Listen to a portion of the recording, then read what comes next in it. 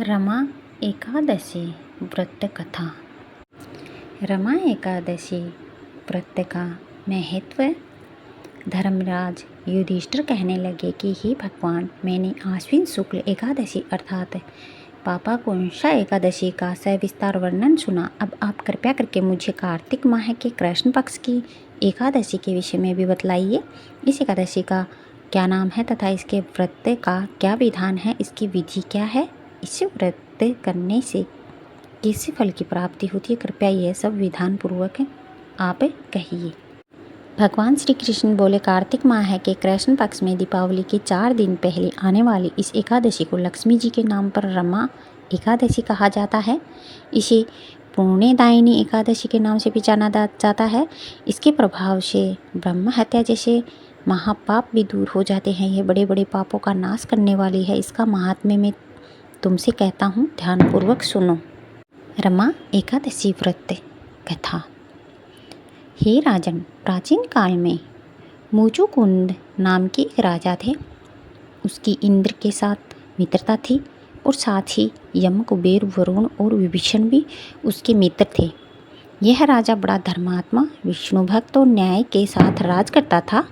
उस राजा की एक कन्या थी जिसका नाम चंद्रभागा था। उस कन्या का विवाह चंद्रसेन के पुत्र शोभन के साथ हुआ था। एक समय वह शोभन ससुराल आया। इन्हीं दिन हूँ जल्द ही रमा एकादशी भी आने वाली थी। जब व्रत का दिन समीप आ गया तो चंद्रभागा के मन में अत्यंत शोक उत्पन्न हुआ कि मेरे पति अत्यंत दुर्बल हैं और मेरे पिता की आज्ञा अति कठोर है। 10वीं को राजा ने ढोल बजवाकर सारे राज्य में ये घोषणा करवा दी कि एकादशी को पूजन नहीं करना चाहिए। ढोल की घोषणा सुनते ही शोभन को अत्यंत चिंता हुई और अपनी पत्नी से कहा कि हे प्रिय, अब क्या करना चाहिए? मैं किसी प्रकार की भूख सहन नहीं कर सकूंगा। ऐसा उपाय बतलाओ कि जिससे मेरे प्राण बच सकें, अन्यथा मेरे प्राण अवश्य चले जाएंगे। चंद्रभागा कहने लगी कि हे स्वामी, मेरे पिता के राज में एकादशी के दिन कोई भी भोजन नहीं करता। हाथी, घोड़ा, ऊंट, बिल्ली, गौ आदि भी तृण, अन्न, जल आदि ग्रहण नहीं कर सकते। फिर भी मनुष्य का तो कहना ही क्या है। यदि आप भोजन करना चाहते हैं तो किसी दूसरे स्थान पर चले जाइए, क्योंकि यदि आप यही रहना चाहते हैं तो आपको अवश्य व्रत करना पड़ेगा। ऐसा सुनकर शोभन कहने लगा कि हे प्रिय, मैं अवश्य व्रत करूंगा। जो भाग्य में होगा वह देखा जाएगा। इस प्रकार से विचार कर शोभन ने व्रत रख लिया और वह भूख प्यास से अत्यंत पीड़ित होने लगा। जब सूर्य नारायण अस्त हो गए और रात्रि को जागरण का समय आया, जो वैष्णव को अत्यंत हर्ष देने वाला था परंतु शोभन के लिए अत्यंत दुखदायी हुआ। प्रातःकाल होते ही शोभन के प्राण निकल गए। तब राजा ने सुगंधित काष्ठ से उसका दाह संस्कार करवाया, परंतु चंद्रभागा ने अपने पिता की आज्ञा से अपने शरीर को दग्ध नहीं किया। उस शोभन के अंत्येष्टि क्रिया के बाद अपने पिता के घर में ही रहने लगी। रमा एकादशी के प्रभाव से शोभन को मंदरांचल पर्वत पर धन धान्य से युक्त तथा शत्रुओं से रहित एक सुंदर देवपुर प्राप्त हुआ। अत्यंत सुंदर रत्न और वैदूर्य मणि जटित स्वर्ण के खंभों पर निर्मित अनेक प्रकार के स्फटिक मणियों से सुशोभित भवन में बहुमूल्य वस्त्राभूषणों तथा छत्र व चंवर से विभूषित गंधर्व और अप्सराओं से युक्त सिंहासन पर आरूढ़ ऐसा शोभायमान होता था मानो दूसरा इंद्र विराजमान हो। एक समय मुचुकुंद नगर में रहने वाले एक सोम शर्मा नामक ब्राह्मण तीर्थ यात्रा करता हुआ घूमता घूमता उधर जा निकला। उसने शोभन को पहचाना कि ये तो राजा का जमाई शोभन है। उसके निकट गया। शोभन भी उसे पहचान कर अपने आसन से उठकर उसके पास आया और प्रणामति करके कुशल प्रश्न किया। ब्राह्मण ने कहा कि राजा मुचुकुंद और आपकी पत्नी कुशल से है। नगर में भी सब प्रकार से कुशल हैं, परंतु हे राजन, हमें आश्चर्य हो रहा है।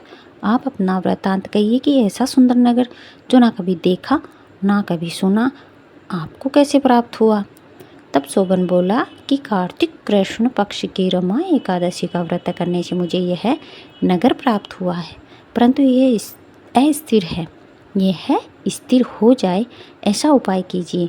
ब्राह्मण कहने लगा कि हे राजन, यह स्थिर क्यों नहीं है और कैसे स्थिर हो सकता है, आप बताइए, फिर मैं अवश्य में वह उपाय करूँगा। मेरी इस बात को आप मिथ्या ना समझिए। शोभन ने कहा कि मैंने इस व्रत को श्रद्धा रहित होकर किया है, अतः यह सब कुछ अस्थिर है। यदि आप मुचुकुंद की कन्या चंद्रभागा को यह सब वृतांत कहें तो यह स्थिर हो सकता है। ऐसा सुनकर उस श्रेष्ठ ब्राह्मण ने अपने नगर लौटकर चंद्रभागा से सब वृतांत कह सुनाया।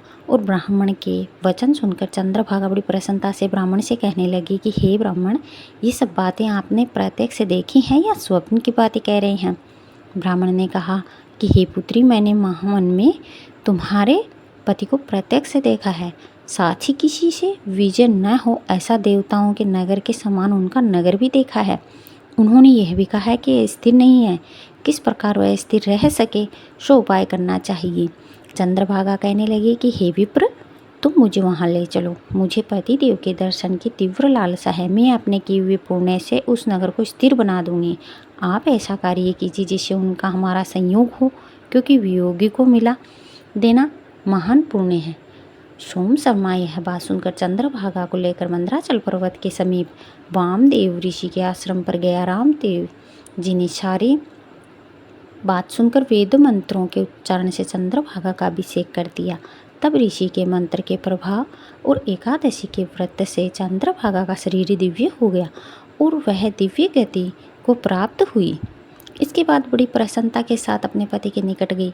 अपनी प्रिय पत्नी को आते देख शोभन अति प्रसन्न हुआ और उसे बुलाकर अपनी बाईं तरफ बिठा लिया। चंद्रभागा कहने लगी कि हे प्राणनाथ, आप मेरे पुण्य को ग्रहण कीजिए। अपने पिता के घर जब मैं 8 वर्ष की थी तब से विधिपूर्वक एकादशी के व्रत को श्रद्धापूर्वक करती आ रही हूँ। इस पुण्य के प्रताप से आपका यह नगर स्थिर हो जाएगा तथा समस्त कार्यों से युक्त होकर प्रलय के अंत तक रहेगा। इसी प्रकार चंद्रभागा ने दिव्य आभूषणों और वस्त्रों से सुसज्जित होकर अपने पति के साथ आनंदपूर्वक रहने लगी। हे राजन, यह मैंने रमा एकादशी का महात्म्य कहा है। जो मनुष्य इस व्रत को करते हैं उन्हें ब्रह्म हत्या आदि समस्त पाप नष्ट हो जाते हैं। कृष्ण पक्ष और शुक्ल पक्ष दोनों ही एकादशियां समान हैं, इनमें कोई भेदभाव नहीं है, दोनों समान फल देती हैं। जो मनुष्य इस महात्म्य को पढ़ते हैं अथवा सुनते हैं वे समस्त पापों से छूटकर विष्णु लोक को प्राप्त होते हैं। बोलिए श्री हरि भगवान श्री विष्णु भगवान की जय हो।